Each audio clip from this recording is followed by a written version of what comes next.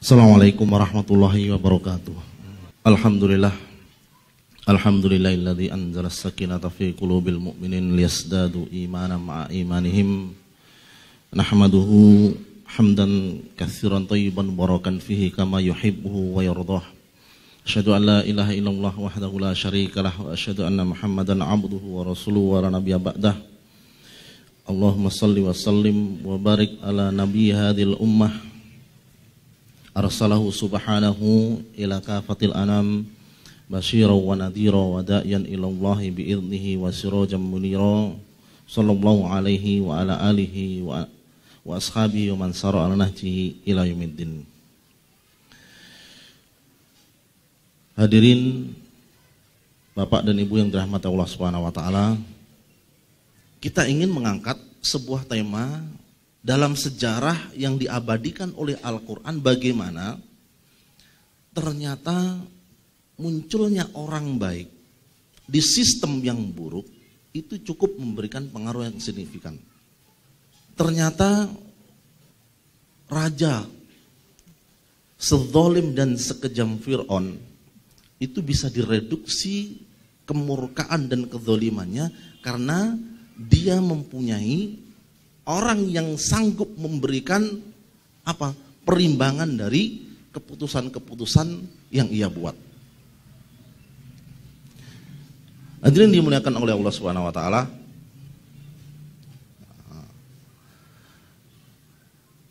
Di dalam sejarah atau sejarah Islam, kita mempunyai beberapa gambaran tentang bagaimana kepemimpinan itu seharusnya dibentuk, atau bagaimana bentuk-bentuk kepemimpinan yang ideal. Kepemimpinan yang ideal yang pertama jelas adalah Rasulullah SAW. Kemudian Khulafaur Rasyidin. Rasulullah SAW itu merupakan profil pemimpin yang sempurna, yang layak dijadikan teladan satu-satunya. Tapi kalau diseplit, dipecah, itu munculnya adalah Abu Bakar, Umar, Utsman dan Ali. Abu Bakar dengan karakter kesabarannya, karakter mengikut itibaknya kepada Rasulullah SAW, sehingga praktis dalam 2 tahun kepemimpinan Abu Bakar itu nyaris tidak ada perubahan yang signifikan dalam kebijakan negara. Mungkin yang bisa kita deteksi itu adalah Jam'ul Quran, mengumpulkan Al-Quran. Itu pun atas prakarsa Umar bin Khattab radhiyallahu anhu. Kemudian Umar dengan karakter ketegasannya, dengan karakter ijtihad politiknya yang banyak memberikan jawaban atas permasalahan yang tidak terjadi pada masa Rasulullah dan Abu Bakar. Negara itu sudah memerlukan terobosan baru dan itu tidak ada pada zaman Rasulullah. Nah, itu karakter Umar yang bisa memberikan solusinya. Nah, kemudian Utsman bin Affan, karakter orang yang lemah lembut, hatinya perasa, seorang yang dermawan. Ini cocok untuk melanjutkan kepemimpinan yang telah lama didominasi oleh ketegasan yang bisa kita katakan itu sudah levelnya naik dari keumuman. Maka suatu saat Utsman itu pernah mengeluh karena banyak hal yang seharusnya boleh itu menjadi dianggap manusia tidak boleh karena Umar itu menaikkannya. Jadi standarnya itu udah lebih tinggi. Semoga Allah merahmati Umar, engkau telah membuat sulit menggantimu wahai Umar. Kemudian Ali bin Abi Thalib radhiyallahu anhu, sosok yang sangat pemberani, seorang orator yang ulung, sangat berilmu, ahli strategi. Itu kalau dikumpulkan adalah munculnya sosok Rasulullah SAW. Jadi kita harus sepakat bahwasanya kepemimpinan yang ideal itu mengacu kepada sosok Rasulullah dan para Khulafaur Rasyidin. Jadi disinilah akan dikembalikan semua bentuk kepemimpinan dan konflik yang terjadi, karena apapun yang konflik yang terjadi pada masa Khulafaur Rasyidin itu tetaplah masih dalam masa rusdah, Khulafaur Rasyidin al-Mahdiyin. Jadi banyak hikmah yang tersimpan dari konflik yang terjadi di masa pemerintahan Utsman dan Ali. Kalaulah tidak karena konflik itu, mungkin siasah syariah itu tidak akan lengkap ditulis para ulama. Sekarang mereka mempunyai bahan bagaimana konflik yang terjadi di internal kaum muslimin itu sekarang dicarikan panduannya, dan itu banyak mengambil pelajaran dari konflik yang terjadi di masa fitnah. Rasulullah SAW bersabda, afdhul jihadi kalimatu adlin inda sultanin jair. Jihad yang paling utama ialah mengatakan kebenaran atau berkata yang baik di hadapan penguasa yang zalim. Ada sebuah hal yang rumit tatkala orang yang memegang urusan umat itu adalah orang yang tidak sesuai dengan standar Islam, tidak sesuai dengan standar syariat. Baik itu secara sistem yang mengatur bagaimana kepemimpinan itu bisa dihadirkan, ataupun dari karakter pemimpin itu sendiri, atau dari kesepakatan masyarakat bagaimana seharusnya pemimpin mereka itu kriterianya. Kalau pemimpin yang adil, jelas ini merupakan harapan kita semua, itu sam'an wa ta'atan itu harus selalu ada di leher kita. Bahkan dalam perkara yang makruh sekalipun. Karena pemimpin yang tidak ditaati, kemudian pemimpin ini sakit hati, itu efek kepada rakyatnya. Bagaimana jika kemudian pemimpin yang hadir itu adalah pemimpin yang zalim, yang banyak merugikan umat, yang banyak melakukan penindasan, dan tidak mempunyai sama sekali keinginan untuk menyejahterakan rakyatnya. Kisah ini masih merupakan lanjutan dari kisah yang kemarin, bahwasanya orang yang zalim ini, Fir'aun, membuat makar, tetapi Allah Subhanahu wa taala memberlakukan atas dirinya makar. Wa makaru wa makarullah wallahu khairul makirin. Orang yang mengaku sebagai Tuhan, yang mengklaim Sungai Nil ini mengalir di bawah kekuasaannya, ternyata diingkari ketuhanannya oleh orang yang paling dekat, yaitu istrinya, Asyah binti Muzahim. Ternyata ada di antara keluarganya, orang dekatnya, itu yang disebutkan dalam Al-Quran, rajulun mu'minun yaktumu imanuhu. Seorang laki-laki yang beriman yang menyembunyikan keimanannya. Dan ternyata yang kemudian menggulingkan kekuasaannya itu adalah orang yang pernah ia asuh di dalam istananya. Dia membuat makar, Allah kemudian memperlakukan makar atas dirinya. Ternyata adanya orang yang menyembunyikan keimanannya, ini ibarat pelita di tengah gelap gulita, yang adanya itu memberikan pertolongan yang luar biasa terhadap gerakan perubahan. Jadi ada gerakan dari luar, eksternalnya, tapi dari internal itu ada yang membimbing juga. Ada yang membimbing juga.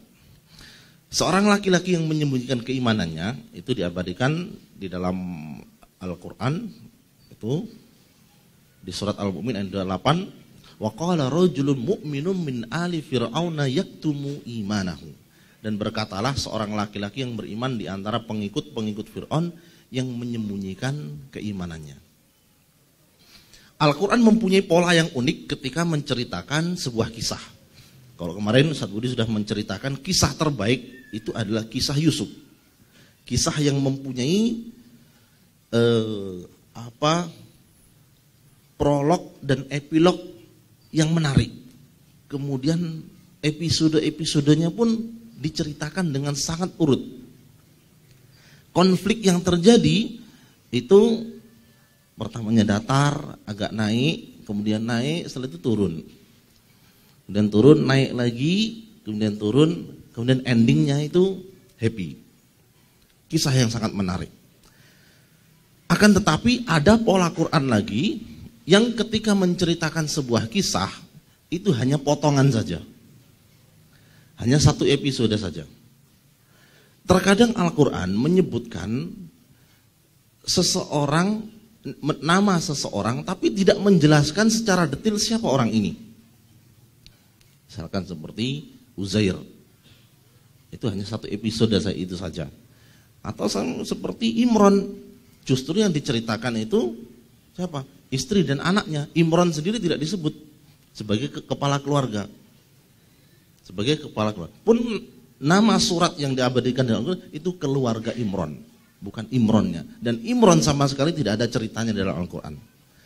Sama seperti ketika Al-Quran tidak mendetilkan siapa orang ini, berarti ada sesuatu yang harus kita pahami, apa maksud pola Al-Quran menceritakan dengan pola seperti ini.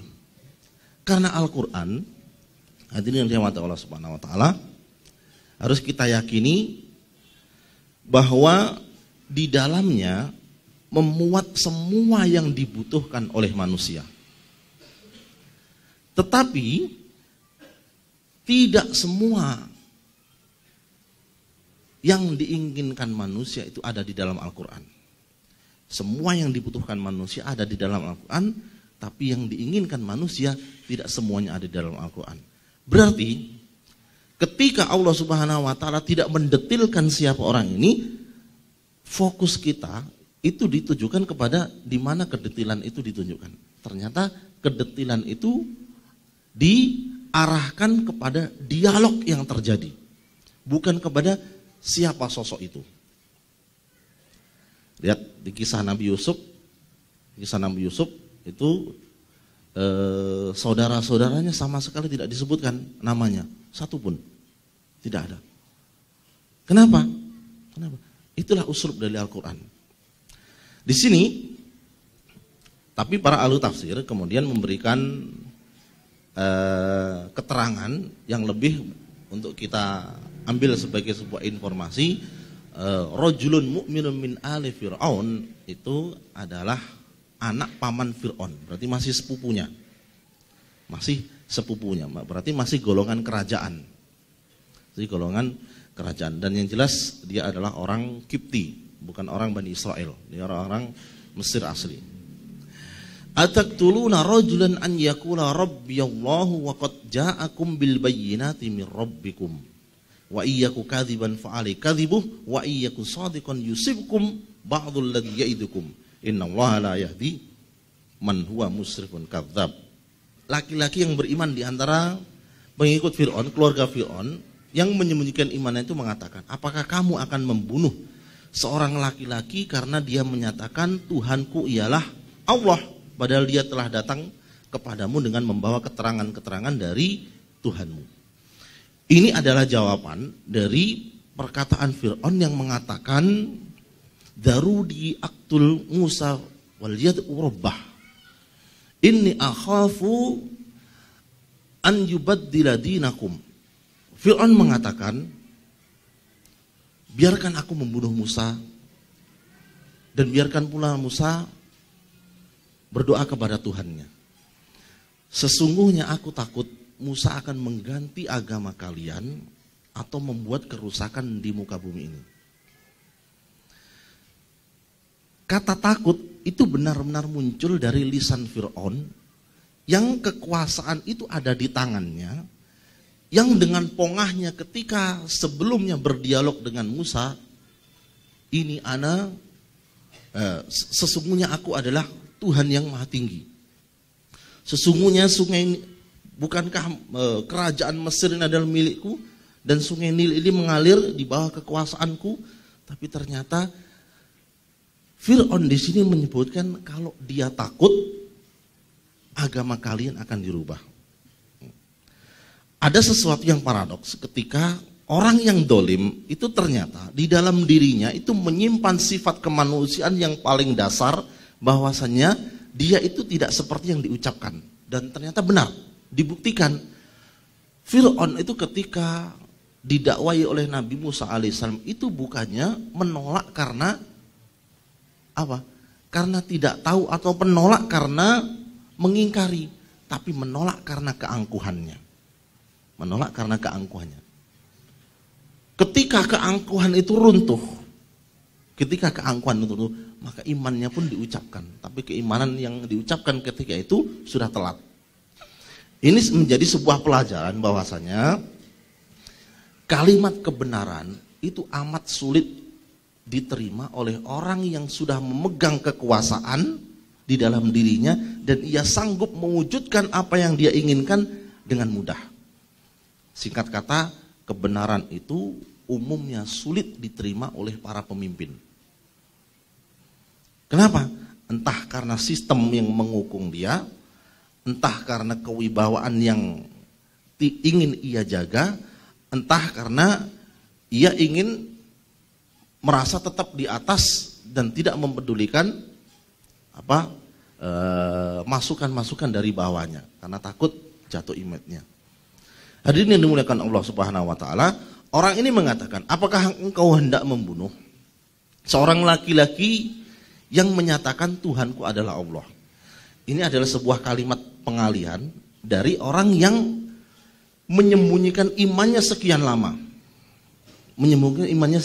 Dan dia berdiam diri dengan kebijakan-kebijakan Fir'aun yang selama ini dilakukan. Tapi hari ini ada sesuatu yang harus dijelaskan bahwasanya ini yang seharusnya. Orang ini menemukan momentum ketika harus menyampaikan usulannya, ketika yang datang itu adalah Nabi Musa alaihissalam. Tentunya dengan cara yang beradab. Nanti ada, kalau kita baca tentang bagaimana konsep Islam menasehati pemimpin yang dolim. Menasihati pemimpin yang dolim. Itu ada konsep yang sangat terperinci. Bahkan masuk dalam kajian akidah. Seorang ahlus sunnah itu ketika menasihati pemimpin haruslah dengan cara yang lemah lembut. Bukankah Nabi Musa dan Nabi Harun ketika diutus oleh Allah untuk menghadap Fir'aun itu disuruh mengucapkan kalimat yang lembut, lemah lembut. Siapa tahu Fir'aun kemudian ingat dan kemudian bertobat atau kemudian takut kepada Allah Subhanahu wa taala. Ini kepada orang yang super zalim. Orang yang super zalim. Nah, malah ada seorang ulama yang kemudian mengatakan sebegitu urgennya bersikap baik kepada pemimpin, kalau seandainya saya mempunyai doa yang mustajab, itu saya akan gunakan untuk pemimpin. Kenapa demikian? Kalau itu saya gunakan untuk diri saya, maka kebaikan hanya untuk diri saya. Tapi kalau kebaikan itu ada pada diri pemimpin, yang dapat kebaikan adalah seluruh rakyatnya. Tapi kita tidak sedang berbicara tentang masalah itu. Kita sedang berbicara tentang bagaimana seorang yang ada di lingkaran hitam itu, di lingkaran kedzaliman itu, ternyata mampu memberikan perimbangan terhadap keputusan negara dan itu cukup efektif. Fir'aun ketika mengatakan biarkan saya membunuh Musa, ini merupakan keputusan yang kalap ketika semua hujah-hujah yang disampaikan oleh Nabi Musa itu betul-betul membuat dirinya terpojok. Fir'aun begitu kehilangan muka tatkala Yaumuz Zinah, pada hari manusia itu dikumpulkan seluruh rakyatnya, pada hari pasukan yang menjadi andalannya para tukang sihir yang diharapkan bisa memulihkan kembali nama baiknya, itu justru beriman ketika Fir'aun berharap lebih kepada mereka. Bukan sekedar beriman. Mereka tersungkur sujud, menyatakan keimanannya, itu disaksikan oleh rakyatnya. Begitu turun kewibawaan Fir'aun, begitu hancur kewibawaan Fir'aun di hadapan rakyatnya. Padahal dia sebelumnya mengatakan dan mengklaim dirinya sebagai Tuhan. Biasanya orang dolim yang di puncak kekuasaan ketika tersinggung itu tidak lagi memakai akal sehatnya. Biasanya langsung memakai memakai kekerasan. Karena itu cara menasihati pemimpin yang zalim itu betul-betul harus dengan strategi, betul-betul dengan cara yang amat bijaksana. Karena tersinggungnya pemimpin itu efeknya buruk. Efeknya buruk. Lihat apa yang dilakukan oleh orang yang beriman ini, yang menyembunyikan keimanannya. Ataqtuluna rajulan an yaqula rabbiyallah wa qad ja'akum bil bayyinati min rabbikum. Ini berusaha agar cara berpikir Fir'aun itu diarahkan untuk lebih memakai akal sehat ketimbang emosinya. Ini mulai direduksi masalah, mulai disederhanakan. Apakah Anda akan menghabiskan urusan Anda untuk ngurusi orang ini saja? Hanya ngurusi orang ini saja. Biarkan saja orang ini. Kalau dia itu pendusta, maka dia akan menanggung dosa dari kedustaannya tersebut. Jadi berusaha disederhanakan masalahnya. Padahal masalahnya tidak sesederhana seperti itu. Tapi penyampaian yang baik dengan retorika yang tepat itu sanggup memberikan perimbangan terhadap keputusan yang diambil oleh seorang penguasa. Lihat kerapian dari redaksi orang ini. Jika dia seorang pendusta, maka dia yang akan menanggung dustanya itu. Artinya jangan ikut campur, biarkan saja orang itu. Anda terlalu mulia untuk urusan seperti itu, seakan-akan seperti itu redaksinya. Dan jika dia seorang yang benar, niscaya sebagian bencana yang diancamkan kepadamu akan menimpamu. Nah, masalah seperti ini. Kalau dia orangnya pembohong, udah nggak usah ikut-ikutan urusan dia, biarkan dia urusannya, dia yang nanggung bohongnya. Tapi masalahnya adalah bagaimana kalau dia benar? Bukankah dia sudah membawa bukti-bukti kebenarannya? Bukankah para tukang sihir yang menjadi yang menjadi harapan untuk bisa memulihkan kewibawaan Fir'aun itu justru tersungkur sujud dan beriman kepada mereka? Bukankah itu sebuah pukulan yang telak? Bagaimana kalau apa yang diancamkan itu benar-benar terbukti? Hari itu sihir itu merupakan hal yang sangat mendapatkan tempat di masa itu. Jadi mukjizat suatu nabi itu biasanya disesuaikan dengan apa yang menjadi tren pada masa itu. Nah, Nabi Musa yang ketika melemparkan tongkatnya menjadi ular, kemudian mengeluarkan tangannya dari sakunya, mengeluarkan sinar yang amat menyilaukan, itu disaksikan oleh para punggawa Fir'aun. Bagaimana kalau yang disampaikan oleh Nabi Musa itu benar-benar terbukti? Bagaimana kalau ancamannya itu benar-benar terbukti? Nah, dari semula yang ingin bertindak dengan kekuasaannya, bertindak dengan arogansinya, ini diajak untuk berpikir secara logis.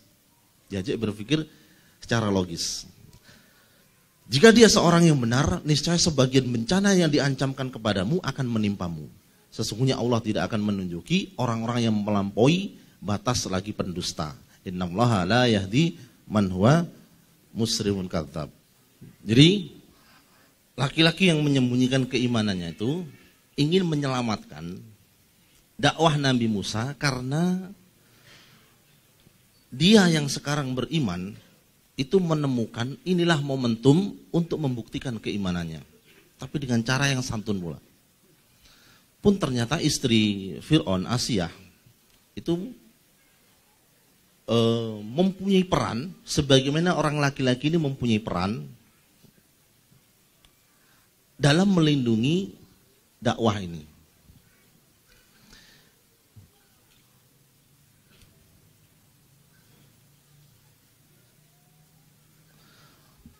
Siapakah laki-laki itu?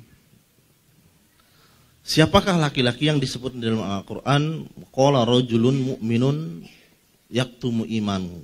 Ternyata orang itu adalah orang yang sama yang ketika Nabi Musa belum diangkat menjadi seorang Rasul, yang Nabi Musa ketika itu sedang melerai pertikaian antara dua orang, satu dari kaumnya, satu dari orang Mesir. Kemudian dia membela orang yang dari kaumnya dan memukul orang Kipti tersebut sampai meninggal, sampai mati. Nabi Musa tidak bermaksud untuk membunuh, tapi itulah Nabi Musa. mempunyai fisik yang amat kuat, hanya dengan sekali pukul orang ini mati. Itulah kehendak Allah pula yang menjadikan Nabi Musa kemudian harus mengasingkan diri ke negeri Madian. Ini bagian dari skenario Allah Subhanahu wa taala untuk mempersiapkan Nabi Musa menjadi orang yang akan kembali dengan pribadi yang berbeda. Ternyata orang yang disebut di dalam Al-Qur'an rajulun min aqsal madinati itu adalah orang yang sama yang mengatakan kepada Fir'aun ataqtuluna rajulan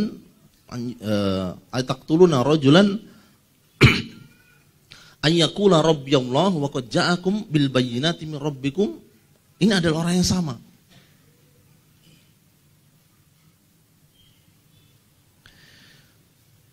Bagaimana mungkin orang ini bisa memberitahukan kepada Musa, ya Musa, innal mala'a ya'tamiruna bika liyaqtuluka fakhruj inni laka minan nasihin. Hai Musa, sesungguhnya pembesar negeri sedang berunding tentang dirimu untuk membunuhmu. Sebab itu keluarlah dari kota ini, sesungguhnya aku termasuk orang-orang yang memberikan nasihat kepadamu. Bagaimana mungkin orang ini bisa memberikan informasi yang ada di istana, di lingkaran Fir'aun, kalau dia bukanlah orang yang ada di lingkaran itu? Berarti benar, orang ini adalah orang itu. Orang ini adalah yang disebut dalam Al-Quran rajulun min ali fir'aun yaktumu imanuhu. Berarti ada sesuatu yang dilihat oleh orang ini berbeda dari Nabi Musa sejak awal. Seperti kita ketahui bahwasanya kebijakan yang berlaku pada Bani Israel sebelum peristiwa itu terjadi, itu adalah kebijakan yang didasarkan kepada kecemasan Fir'aun akan kehancuran negerinya oleh seorang anak laki-laki dari Bani Israel yang ketika besar dia akan menghancurkan kekuasaannya. Nah, ini berdasarkan cerita yang berkembang, yang sebenarnya kalau di tafsir, di buku tafsir itu diceritakan dari mana sebenarnya Fir'aun itu memegang informasi itu sebagai sebuah kebijakan untuk membunuh anak-anak Bani Israel yang laki-laki. Disebutkan di sana bahwasanya Nabi Ibrahim dan Siti Sarah ketika masuk Mesir itu diselamatkan oleh Allah Subhanahu wa taala dari makar Fir'aun. Malah karena Fir'aun ketika itu bisa dilunakkan hatinya dan melunak hatinya, itu menghadiahkan Hajar kepada Nabi Ibrahim. Nah, di situ kemudian Nabi Ibrahim diberitahukan Allah Subhanahu wa taala bahwasanya ada di antara anak keturunannya kelak yang akan menghancurkan tirani Fir'aun. Nah, ini kemudian disampaikan oleh Ibrahim kepada anak cucunya. Dan berita ini terus berkembang dari masa ke masa. Ini campur aduk antara kebenaran dan kedustaan. Jadi itu sebenarnya lebih mirip yang dipercaya oleh Bani Israel sebagai berita burung saja. Tapi entah kenapa pada masa Fir'aun itu, Fir'aun yang ditenggelamkan ini, berita itu amat dipercaya sebagai ancaman. Sehingga muncullah keputusan membunuh anak laki-laki Bani Israel. Kemudian keputusan direvisi karena ternyata itu tidak baik. Karena kebutuhan negara terhadap orang laki-laki itu besar. Bagaimana bisa estafet kebutuhan misalkan untuk tenaga berat membangun bangunan ini kalau semuanya perempuan? Maka kemudian dirubah, direvisi. Tahun ini pembunuhan, tahun ini tidak. Tahun ini pembunuhan, tahun ini tidak. Jadi ada jedanya. Nabi Musa lahir di masa pembunuhan itu diberlakukan, Nabi Harun itu lahir di masa pembunuhan itu tidak diberlakukan. Tidak diberlakukan. Nah, kemudian qadarullah, ternyata Nabi Musa yang dihanyutkan oleh ibunya yang mendapatkan wahyu dari Allah. Nah, wahyu dari Allah ini yang dimaksudkan di situ adalah bisikan kebenaran. Rasulullah SAW menyampaikan ada di antara umat-umat sebelum kalian yang mendapatkan bisikan dari Allah, langsung diberi qaumun muhaddatsun. Allah berbicara langsung kepadanya dan mereka bukan para nabi. Kalau umat ini di umat ini ada, orang itu adalah Umar. Jadi maksud dari kata wahyu kepada ibunya itu adalah bisikan kebenaran yang kemudian diyakini menjadi sebuah kebenaran.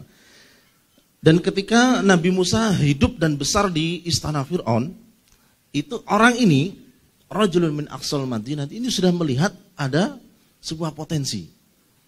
Maka ketika kasus pembunuhan itu sampai kepada istana, kemudian ada keputusan untuk menghukum Musa, Nabi Musa, orang ini dengan bergegas datang, rajulun min aqsal Madinati yas'a, dengan bergegas mendatangi Musa dan menyarankan Musa untuk segera pergi. Ini ternyata adalah orang yang sama. Hadirin yang dimuliakan Allah Subhanahu wa taala, berarti ada korelasi bahwasanya orang ini aslinya memang sudah baik. Ketika dakwah itu datang, Musa membawa ajaran dari Allah Subhanahu wa taala, orang ini langsung merasakan inilah kebenaran itu. Inilah kebenaran itu.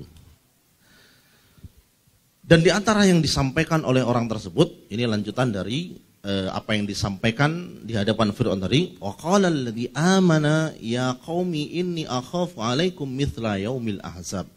Dan orang yang beriman itu lagi-lagi di sini disebutkan dengan penyebutan yang tidak jelas. Kalau di di yang pertama tadi qala rajulun dengan memakai lafadz nakiroh. Nakiroh yang berarti tidak jelas siapa orangnya, berbeda dengan lafadz ma'rifah yang berarti memang orang ini tidak jelas siapa. Orang ini tidak jelas siapa. Wa qala alladzi amana ya qaumi inni akhafu 'alaikum mithla yaumil ahzab. Hai kaumku, sesungguhnya aku khawatir kamu akan ditimpa bencana seperti peristiwa kehancuran golongan yang bersekutu. Yakni seperti kaum Nuh, Ad, Samud dan orang-orang yang datang sesudah mereka, dan Allah tidak menghendaki berbuat kezaliman terhadap hamba-hambanya. Hadirin yang dimuliakan Allah Subhanahu wa taala, orang ini kemudian menggiring opini di istana Fir'aun, utamanya Fir'aun, untuk memikirkan kembali akibat dari memusuhi orang-orang semacam ini. Kalau ada orang yang datang kemudian membawa tanda-tanda yang luar biasa. Dulu pernah ada pada nenek moyang kita, kemudian mereka salah mengambil keputusan, akibatnya seperti ini. Nah, ini dibuka kembali sakofahnya. Jadi sangat lumrah sekali kalau seorang penguasa itu belajar dari sejarah. Kita pun sebenarnya isyarat untuk menoleh kepada sejarah itu amat kuat. Bukankah ikrar kita yang terus berulang tiap hari, ihdinas siratal mustaqim siratal ladzina an'amta alaihim, itu isyarat kuat untuk membuka lembaran sejarah orang-orang soleh, supaya jejak kesolehan mereka itu bisa diikuti. Kalaulah bukan mereka, jejaknya orang-orang dolim, jejaknya orang-orang sesat, supaya kita tidak masuk jalan kesesatan. Ini isyarat bahwasanya petunjuk itu, hudan, itu amat kuat menghujam ketika ditopang dengan pengetahuan sejarah yang mumpuni. Karena sejarah itu mempunyai pola yang terulang. Pola yang terulang itu adalah sunatullah. Jika ini yang dilakukan, maka ini akibatnya. Jika ini orang yang kamu tiru, jangan salahkan kalau akibatnya sama. Nah, orang ini hendak membuka cakrawala berpikir Fir'aun dan orang-orang di sekelilingnya bahwasanya pernah ada pada umat sebelum kita orang seperti ini datang membawa tanda-tanda kebenaran dari sang pencipta, kemudian karena pemimpin itu salah dalam mensikapi dakwah tersebut, akibatnya adalah akibat yang buruk. Tertimpa seperti kaum Nuh, kaum Ad, kaum Samud, dan orang-orang yang datang sudah mereka. Berarti hanya dengan mengingat ini saja, ini berarti ada sebuah kesimpulan bahwasanya mereka itu benar-benar memahami sejarah. Sejarah tentang kehancuran kaum Ad, kaum Samud, dan yang sebelum mereka, Itu kehancuran yang mereka itu benar-benar paham sebabnya apa. Nah, ini kemudian diingatkan kembali. Maka mungkin kalau kita sarikan dari dialog ini itu di antara uslub atau metode menasihati para pemimpin itu yang paling selamat itu adalah dengan memakai objek lain, bukan langsung berhadapan, saya kamu, langsung mengambil ibroh. Coba kita lihat dulu Pak, dulu ada seperti ini kebijakannya salah, akibatnya seperti ini. Ini lebih mudah diterima. Karena pemimpin itu amat sensitif untuk menerima sesuatu yang menjadikan dia harus berubah dalam sekejap. Itu berat. Maka diperlukan sebuah metode atau uslub tersendiri. Jangan-jangan ini menjadi sebuah konsepnya. Hai kaumku, ya qaumi, inni akhafu alaikum yaumat tanad. Sesungguhnya aku khawatir terhadapmu akan siksaan hari panggil memanggil. Ini hari akhir. Karena hari akhir itu semua manusia itu akan saling memanggil satu sama lain untuk meminta pertolongan. Ini untuk mengingatkan bahwasanya sebenarnya telah ada konsep yang sampai kepada mereka tentang hari akhir. Informasi tentang adanya agama-agama yang dibawa oleh Nabi Nuh, Soleh, nabi-nabi sebelum Nabi Musa, itu sudah diketahui oleh Fir'aun. Akan tetapi Fir'aun lebih memilih untuk menuhankan dirinya dan memperbudak rakyatnya. Sehingga agama itu menjadi terkubur tapi tidak hilang informasi. Di antara kepercayaan mereka tentang adanya hari akhir itu masih tetap ada. Bahwasanya di antara ajaran-ajaran agama nenek moyang umat-umat sebelum kita, orang yang berbuat dolim itu pada hari itu akan sengsara. Jadi diingatkan ada konsekuensi dari apa yang dilakukan pada hari ini. Yaitu pada hari ketika kamu lari, berpaling ke belakang. Tidak ada bagimu seorang pun yang menyelamatkan kamu dari azab Allah. Dan siapa yang disesatkan Allah, niscaya tidak ada baginya seorang pun yang akan memberi petunjuk. Jadi orang ini mempunyai sebuah uslub yang luar biasa ketika berbicara di hadapan orang yang super zalim ini. Dia berdiri seakan-akan ada di pihak Fir'aun. Dia berdiri seakan-akan di pihak yang amat menginginkan supaya Fir'aun itu selamat. Tapi di sisi lain dia memberikan nasihat yang amat menusuk di jantung terdalam dari akidah yang sedang dipegang oleh Fir'aun. Akidah kesesatan tersebut. Ini ingin apa? Amar ma'ruf nahi mungkarnya hari itu memberikan hasilnya. Wallahu alam, atau apakah ini sampai pada kesimpulan, orang ini sudah sampai pada kesimpulan hari ini akan habis-habisan berjuang untuk menyadarkan Fir'aun. Tapi yang disampaikan oleh orang ini itu adalah benar-benar pada konsep yang langsung menyentuh kepada kedzaliman terdalam. Yaitu pada hari ketika orang itu tidak lagi mempunyai pelindung untuk menghindar dari azab Allah Subhanahu wa taala. Ini lagi-lagi konsep kiamat itu sudah difahami oleh bangsa Mesir. Wa may yudlillahu famalahu min had, dan barang siapa yang disesatkan oleh Allah niscaya tidak ada seorang pun yang akan memberikan petunjuk. Ini benar-benar persis seperti ajaran Islam, bahwasanya siapapun yang telah diberikan petunjuk oleh Allah tidak ada seorang pun yang sanggup menyesatkannya, dan siapa yang disesatkan oleh Allah benar-benar tidak akan mempunyai orang yang bisa memberikan petunjuk. Kemudian orang itu melanjutkan, walaqad ja'akum Yusufu min qablu bil bayyinati famaziltum fi syakkim mimma ja'akum bih. Dan sesungguhnya telah datang Yusuf kepadamu dengan membawa keterangan-keterangan, tetapi kamu senantiasa dalam keraguan tentang apa yang dibawanya kepadamu. Hingga ketika dia meninggal kamu berkata, Allah tidak mengirim seorang rasul pun sesudahnya. Demikianlah Allah menyesatkan orang-orang yang melampaui batas dan ragu-ragu. Hadirin dimuliakan Allah Subhanahu wa taala, seperti yang kita ketahui, kisah Bani Israel di negeri Fir'aun itu dimulai dengan hadirnya Nabi Yusuf dan masuk ke dalam lingkaran keluarga. Ternyata Nabi Yusuf mampu memberikan warna di lingkungan kerajaan. Itu menjadi kepercayaan Fir'aun yang mengurus urusan pertanian dan pangan di negeri tersebut, dan kewenangan yang dipegang oleh Nabi Yusuf kewenangan yang sangat besar. Nabi Yusuf memberikan warna dakwah kepada keluarga kerajaan tentang ajaran yang dibawa yang berasal dari ajaran Nabi Ibrahim.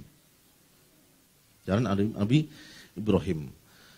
Dan itu tidak lantas hilang walaupun sudah berlalu beberapa masa sampai pada masa Fir'aun yang dolim ini.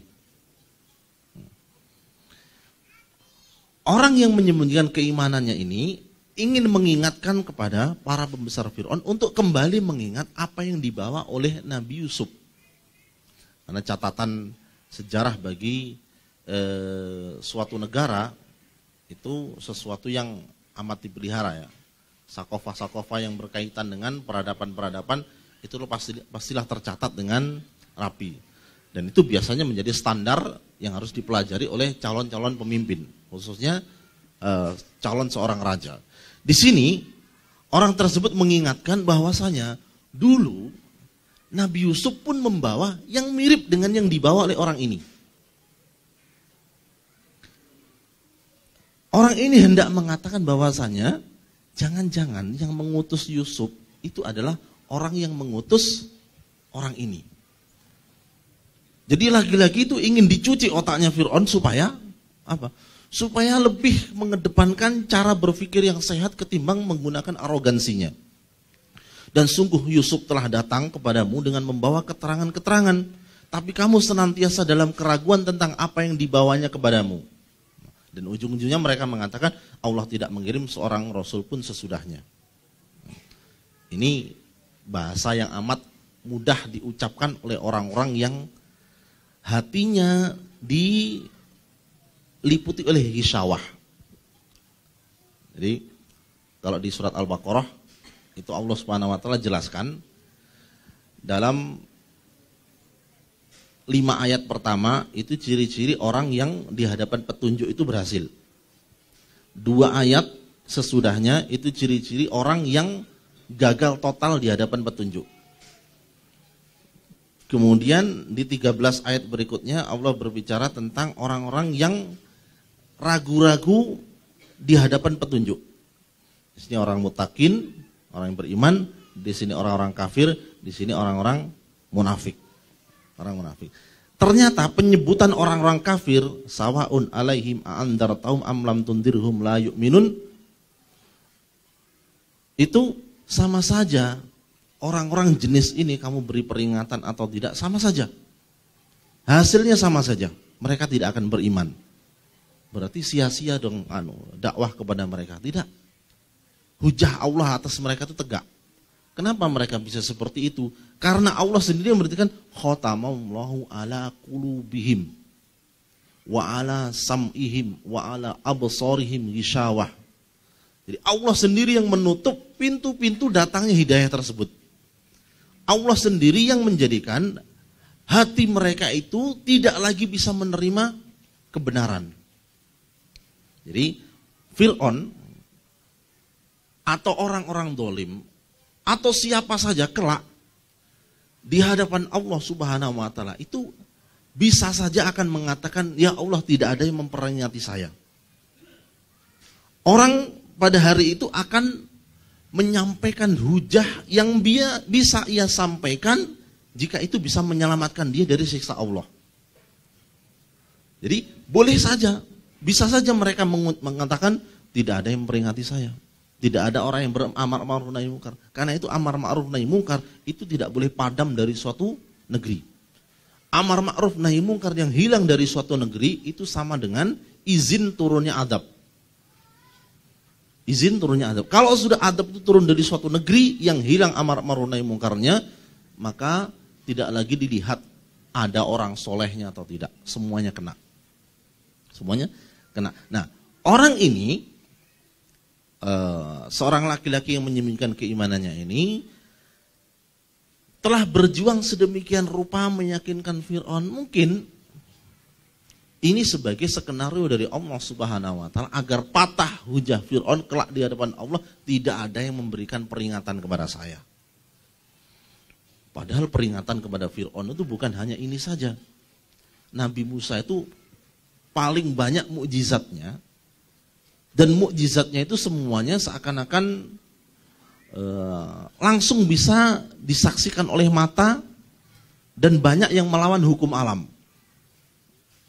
Karena Allah berkehendak seperti itu.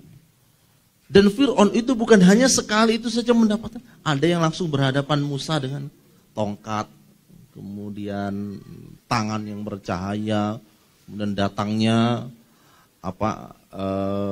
belalang, kodok, kemudian wabah-wabah yang lainnya. Jadi tanda-tanda semacam itu ternyata tidak lantas menjadikan Fir'aun itu sadar. Jangan-jangan Fir'aun ini adalah orang-orang yang disebutkan dalam Al-Quran, modelnya adalah khatamallahu ala qulubihim wa ala sam'ihim wa ala absarim. Apakah orang seperti ini tidak usah dinasehati, tidak usah diberi peringatan? Tidak. Sempurnakan saja kesesatannya dengan diberikan nasihat. Maka nasihat itu menjadi penyempurna, hujah Allah itu sudah tegak. Tapi yang harus kita pahami, jangan pernah kita meremehkan keampuhan dari amar ma'ruf nahi mungkar. Sama seperti kita jangan pernah meremehkan kedahsyatan doa. Jadi sedolim apapun pemimpin kita atau orang yang memegang urusan kita, jangan kita pernah berharap untuk dia mendapatkan hidayah. Lihatlah bagaimana kedahsyatan doa itu bisa merubah seseorang. Ada ungkapan seperti ini, bersabarlah terhadap pemimpin kalian. Pemimpin kalian itu tidak sekejam Hajjaj. Hajjaj bin Yusuf, kita tahu, itu pemimpin Irak pada masa dinasti Umayyah, yang kalau diadakan lomba ini di suatu masa, ini orang yang paling dolim, suatu masa di paling dolim itu nggak ada yang bisa mengalahkan Hajjaj. Kita berbicara tentang sosok Hajjaj, ini sosok yang luar biasa. Jadi seakan-akan dia ismun kabiru wa manafi'u linnas wa ismuhuma akbaru min naf'ihima. Seakan bahasanya kalau dibahasakan iktibas dari Quran seperti ini. Orang ini itu mempunyai jasa yang luar biasa dalam peradaban Islam. Tapi dosanya itu lebih besar daripada jasanya. Berapa banyak para tabi'in dan beberapa sahabat yang harus meninggal di tangannya. Tapi ketika berbicara tentang tadwinil Quran, pengumpulan Quran, sejarah penulisan Quran, nama Hajjaj itu tidak bisa tidak pasti disebut. Jadi pemimpin yang sangat kejam, yang sangat bengis, tapi sangat fasih, sangat memahami hukum-hukum Islam, hafal Quran, dan lain sebagainya. Orang ini mengumpulkan antara kedzaliman, kekejaman, dan ilmunya para ulama. Maka semakin lengkap orang ini azabnya, karena dia tahu ilmunya. Nah, pemimpin kalian itu tidak sekejam Hajjaj, tidak sekeras Hajjaj, maka doakan yang baik. Jangan remehkan doa atau nasihat kepada pemimpin, karena kita tahu tidak ada yang bisa merubah takdir kecuali doa. Abu Hurairah pernah datang kepada Rasulullah SAW dengan menangis karena ajakan kepada ibunya untuk masuk Islam itu semakin lama semakin mengalami penolakan yang keras. Sampai pada hari ketika ibunya hari itu mengucapkan kalimat-kalimat yang membuat Abu Hurairah itu menangis. Karena kalimat itu sangat menyudutkan Rasulullah SAW. Dengan amat sangat sedih beliau mendatangi Rasulullah untuk meminta agar supaya ibunya didoakan. Kemudian Rasulullah mendoakan ibunya Abu Hurairah. Belum lagi hari itu berakhir, ibu Abu Hurairah masuk Islam. Umar bin Khattab radhiyallahu anhu, orang yang di pagi hari itu adalah orang yang paling keras permusuhannya terhadap Islam. Itu ternyata di sore hari menjadi pembela Islam yang tiada duanya. Kekuatan apa? Apakah ada kisah, ada dakwah langsung kepada Umar? Orang yang mendatangi Umar mendakwai, enggak ada. Kekuatan doa itulah yang menjadikan Umar itu kemudian masuk Islam. Allah berkehendak ketika memberikan petunjuk kepada seseorang, maka tidak ada yang bisa menyesatkannya. Kalau Allah berkehendak menyesatkan orang, maka tidak ada yang bisa mendapatkan petunjuk. Jadi kekuatan doa itu luar biasa. Sama seperti kekuatan nasihat. Orang yang menyembunyikan keimanannya ini tidak pernah tahu usahanya itu seperti apa. Tapi yang jelas usahanya itu bisa mereduksi sedikit kedoliman Fir'aun walaupun tidak bisa menyadarkannya. Walaupun tidak bisa menyadarkannya. Kita lanjutkan. Yaitu orang-orang yang memperdebatkan ayat-ayat Allah tanpa alasan yang sampai kepada mereka amat besar kemurkaan bagi mereka di sisi Allah dan di sisi orang-orang yang beriman. Demikianlah Allah mengunci mati hati orang yang sombong dan sewenang-wenang. Nah, orang ini memberikan sebuah informasi tentang umumnya orang yang menentang dakwah-dakwah dengan pola semacam ini, itu jangan-jangan yang dibawa oleh Nabi Musa ini itu persis sama seperti yang dibawa oleh utusan-utusan sebelumnya yang sudah mereka kenal. Ketika mereka menolak ajakan-ajakan semacam ini, itu akibat yang ditimbulkan adalah terkunci mati hatinya dari petunjuk Allah Subhanahu wa taala. Dan efeknya amat buruk. Dan ternyata persis seperti yang disampaikan oleh orang ini, ternyata Fir'aun menjadi orang yang hatinya itu dikunci mati dari petunjuk. Dari dialog tadi, ada pola yang luar biasa ketika menasehati seorang pemimpin, itu memakai strategi dan pola yang bisa menjadikan dia selamat, menjadikan dia berubah, atau paling tidak meminimalisir kejahatannya, dan itu diabadikan di dalam Al-Quran. Ketika dia mengatakan ataqtuluna rajulan an yaqula rabbiyallah, apakah engkau hendak membunuh orang yang hanya mengatakan Tuhanku adalah Allah, padahal sudah datang tanda-tanda darinya. Kalaulah dia orang yang bohong, orang yang berdusta, biarkan saja dia dengan kedustaannya. Kalau dia orang yang benar, ini masalahnya. Bagaimana kalau dia benar? Bukankah akan datang ancaman yang ia sampaikan?